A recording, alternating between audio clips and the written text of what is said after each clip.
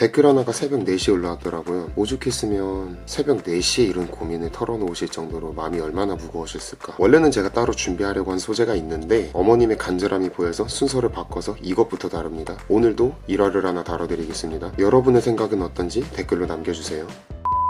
일단 사연 보겠습니다. 저희 아이가 다니는 유치원에서 3개월 만에 학부모 설문지 같은 걸 벌써 2번이나 받았습니다.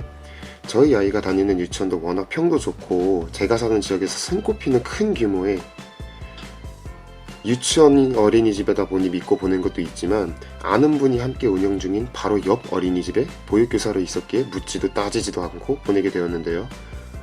점점 갈수록 정도 떨어지고 이곳에 과연 아이들을 맡겨도 될까 싶은 생각이 많이 들어서요. 결정적인 건 설문조사지에 조금 당황스러운 질문이 있어서 합니다. 아이가 원에 대해 이야기를 자주 하는지, 한다면 어떤 이야기를 주로 구체적으로 하는지 설문지를 적어달라고 하는 것이었는데요. 덧붙여서 선생님을 어떻게 이야기하는지에 대해서도 적어보내라고 하더군요. 거기에 적을 말이 없어서 그냥 원생활을 재밌다고 잘 전한다고 하고 나머지는 노코멘트 해버렸습니다. 너무 신문한 듯한 질문이라 몹시 불쾌하더군요. 아래 다른 내용도 있긴 한데 이 내용 같은 경우는 영상으로 다루진 않겠습니다. 일단은 설문조사를 가지고 좀 불쾌감을 표시하셨는데 일단 결론부터 알려드릴게요. 원 선생님들이 멍청하거나 원장님이 간사하거나 둘 중 하나입니다. 왜인지는 한번 살펴보겠습니다. 질문지 내용이 이래요. 애가 원 얘기를 많이 하냐, 하면 무슨 얘기를 많이 하냐, 선생님 얘기 많이 하느냐. 3개월에 2번 보냈다면 거의 한두 달에 한 번 꼴 보내고 있다는 겁니다. 여러분들한테 제가 역으로 물어볼게요. 저는 다른 질문 하나를 드려볼게요. 이런 설문지가 오면 여러분은 비난하거나 비판하는 글을 쉽게 적어서 올릴 수 있으세요? 10중 8구 못할 거예요. 일단 익명성 보장이 안 돼 있습니다. 이러면 설문조사를 받는 사람이 무슨 생각을 하게 되냐면 괜히 안 좋은 소리 썼다가 내 아이한테 안 좋은 영향 끼쳐지는 거 아닌가. 부모 입장에선 이 생각이 들 수밖에 없습니다. 생각해보세요. 원장님이나 원선생님들 면전에 나와가지고 내 아이의 이름을 걸고 교육도 별로고 가격도 별로고 애는 힘들어하고 밥도 별로입니다. 이렇게 하실 수 있으세요? 어머님들이 생각하는 안 좋게 생각하는 그 부분이 일로 터지지 않는 이상 거의 못하세요. 저도 제 회원 어머님들 관리할 때 이런 식으로 절대 하지 않습니다. 유럽이나 서양 같은 경우는 소통 환경이 잘 돼 있으니까 이게 잘 될진 모르겠지만 우리나라는 아시잖아요. 괜히 일 잘못했다가 더 손해보는 거 아닌가. 이 정서가 굉장히 많이 퍼져 있어요. 그걸 해당 원장님이나 원 선생님도 분명히 경험을 해봤을 겁니다.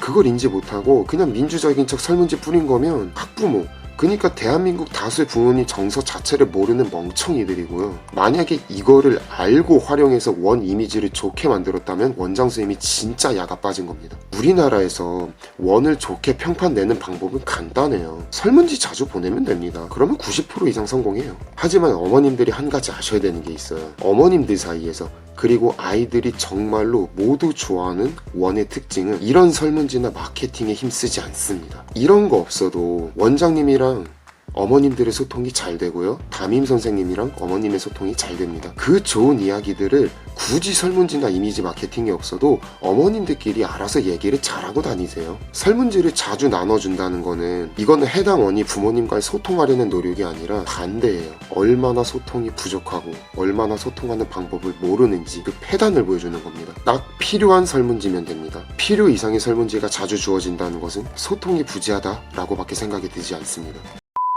마무리.